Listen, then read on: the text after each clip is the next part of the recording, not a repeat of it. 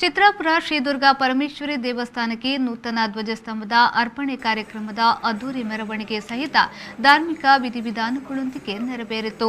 ಚಿತ್ರಾಪುರ ಮಠದ ಶ್ರೀ ವಿದ್ಯೇಂದ್ರ ತೀರ್ಥ ಸ್ವಾಮೀಜಿಯವರು ಧ್ವಜಸ್ತಂಭದ ಮೆರವಣಿಗೆಗೆ ಪ್ರಾರ್ಥಿಸಿ ಆರತಿ ಬೆಳಗ್ಗೆ ಚಾಲನೆಯನ್ನ ನೀಡಿದರು.